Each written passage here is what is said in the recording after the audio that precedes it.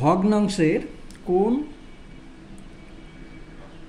সংখ্যাটা ছোট আর কোনটা বড় সেটা নির্ণয় করা শেখাবো। এখানে তিনটে অঙ্ক আছে। প্রথম অঙ্কের মধ্যে ভগ্নাংশের দুটো অংশ, একটা হচ্ছে লব, একটা হচ্ছে হর। ওপরটা হচ্ছে লব, নিচেরটা হর। প্রথম অঙ্কের মধ্যে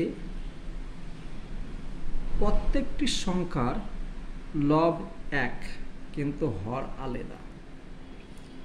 তো এখান থেকে খুব সহজভাবে নির্ণয় করা যায় যে কোন সংখ্যাটা ছোট, কোন সংখ্যাটা বড়।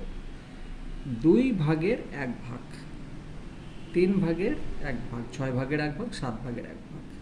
ঠিক আছে? তার মানে সবচেয়ে বড় সংখ্যা হচ্ছে এইটা, 2 ভাগের 1 ভাগ। আর সবচেয়ে ছোট সংখ্যা হচ্ছে এইটা। যেহেতু লব একই আছে, হর আলাদা আছে, 7 ভাগের 1 ভাগ। ঠিক আছে?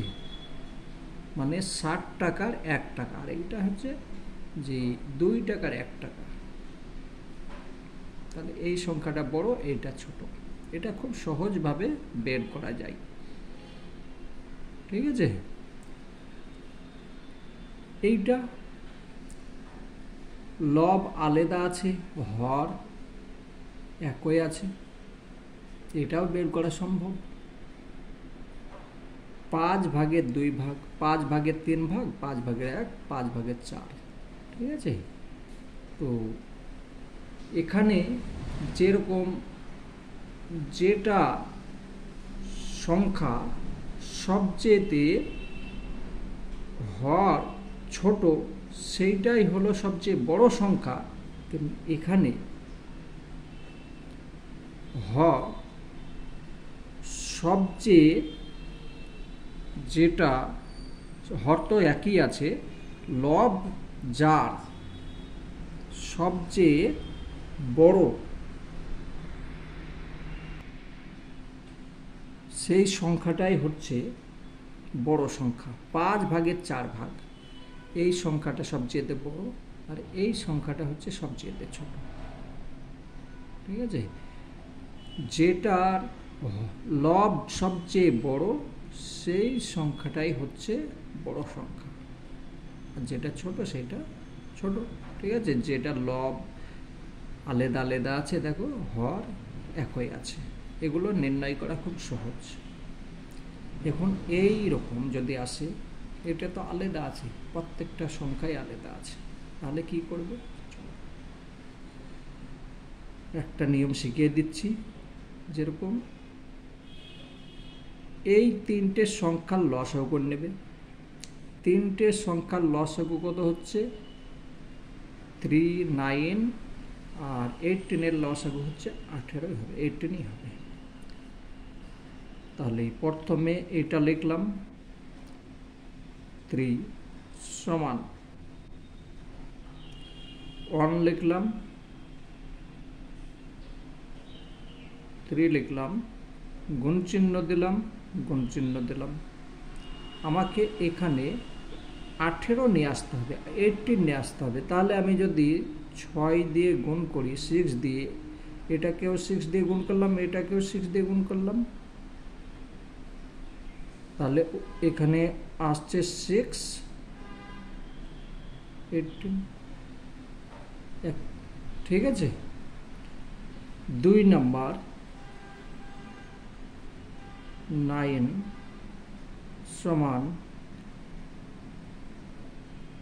নিচে লিখলাম 9, গুণ লিখলাম, ওপরেও লিখলাম, যেটা আছে সেইটা লিখে গুণ চিহ্ন।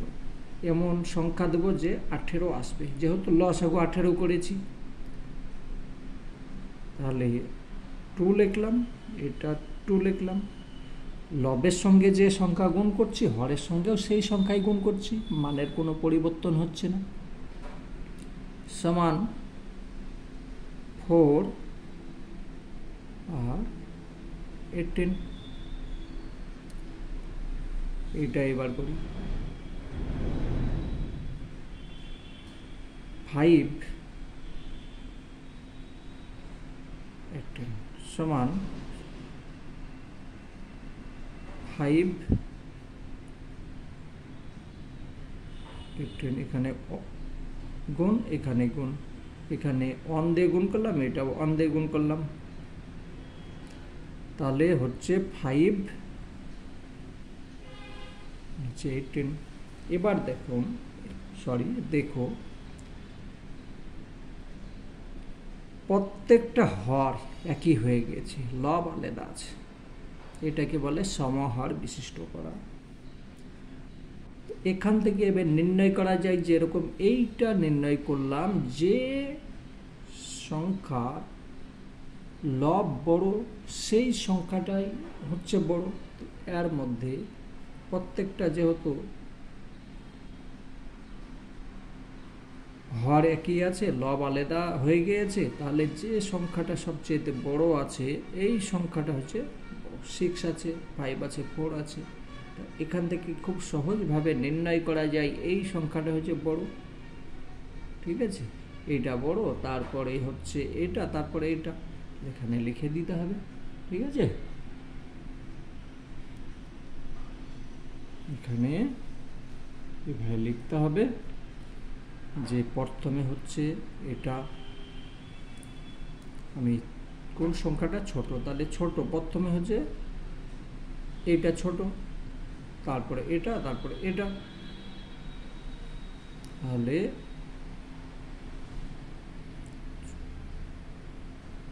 2/9 এটা হলো সবচেয়ে ছোট। ঠিক আছে,